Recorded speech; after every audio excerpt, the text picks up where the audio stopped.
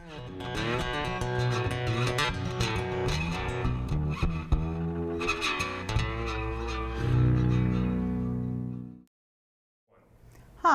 I'm Joyce Creiger, and this is ArtLink, conversations with artists, art consultants, art advisors, gallery owners, museum curators, art lovers, and art collectors. My guest today is Eva Zervos, a fine art consultant that has worked in the Boston area for the past 25 years, providing consulting services for corporations and hospitals, both local, regional, and national. I'd like to welcome Eva. Nice to be here, Joyce.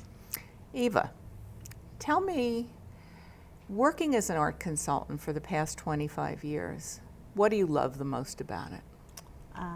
What I like the most about being an art consultant is the variety of work, the artists I work with, and the ability to help a client enjoy art in their space. Several years ago, I worked for a financial services company. The name of the company was Panagora Asset Management. They now are owned by Putnam Financial Services. So Panagora actually comes from two Greek words which mean all marketplace. So I thought, why don't I present to them some artwork that had subtle Grecian themes? We did do one signature piece where I worked with an artist who would take old elements and he would cast them in hydrocal, which is a type of plaster. The artist that I worked with created an ancient Greek agora, which is a structure. So here's the structure of an agora, and he had either full figures or just faces of figures in white plaster or hydrocal that became the people that made up the marketplace. So the client really enjoyed the piece. It was sat in their boardroom, and they actually used it in their marketing materials with the little synopsis of why this piece was created. The thing that brought me a lot of joy was that the client moved 10 years later, and we were able to reposition this piece, ultimately hang it in a better location, and it still is the signature piece of their corporation. That brings up an interesting question. How would you advise artists to best collaborate with an art consultant so that the project is the most successful? I think when you are working on a commission project, which ultimately is having a project that is made specifically for a company or hospital, and a lot of it, again, is a marketing idea. A client says, we have these beautiful trees on the property of our hospital, and I'd like to somehow incorporate them.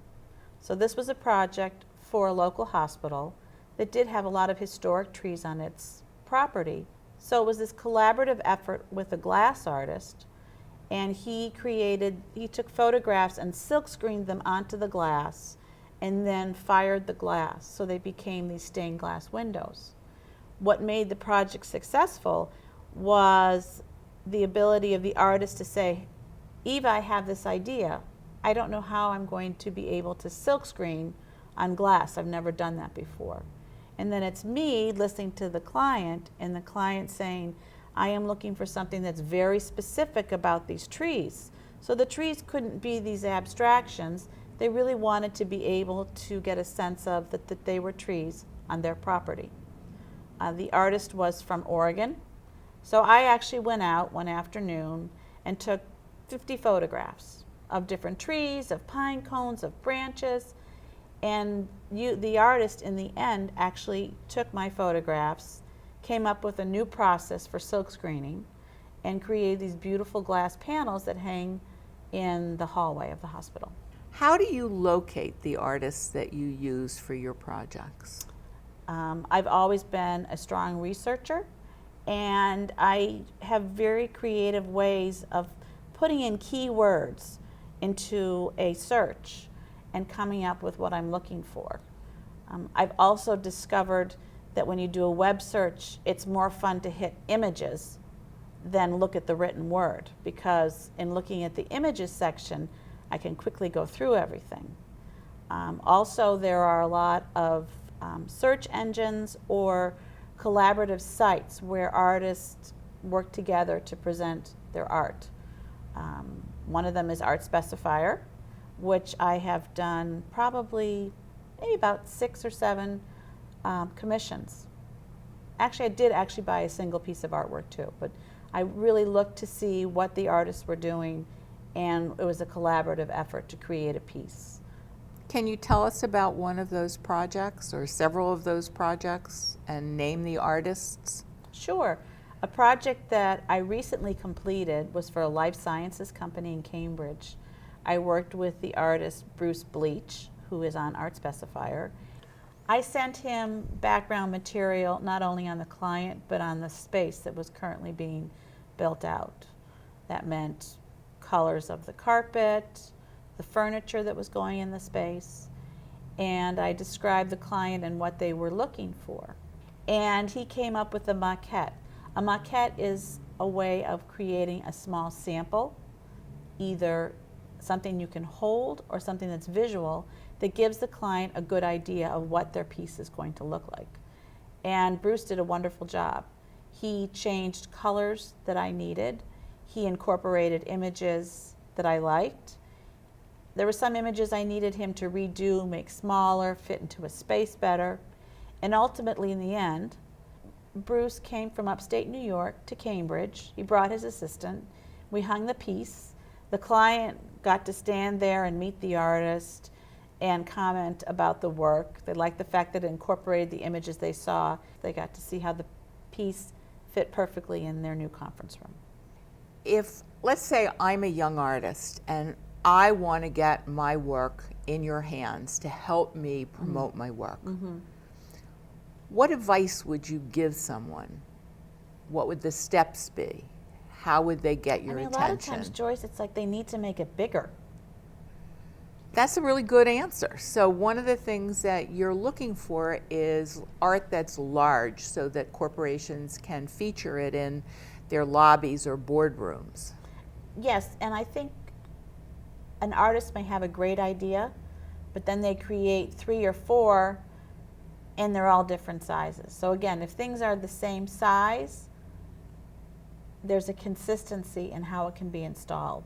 I know it sounds a little mechanical, but I think corporations like symmetry in some cases, and by keeping things larger, they would need less.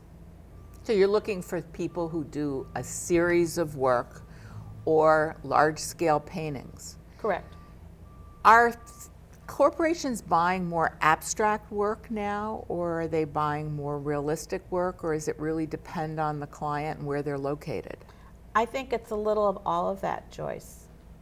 I would say for my own work, the past probably 10 years, it has been more contemporary, more abstract. I had a client recently that we did abstracted nature, abstracted scientific images. I ultimately think that people like to be able to see something within the art. Whether they can identify it or they can relate to it is really how you present it. You have been in this business now 25 plus years. You've seen it change. If you had a crystal ball, where do you see art consultants 5 or 10 years from today? Well, we have to evolve the way the world evolves. I think that so much more has gone digital. I think clients like technology in their art. I think technology is so much a part of every business, so that if you can present a piece of art that relates to technology or is technology in its makeup, I think clients would like that.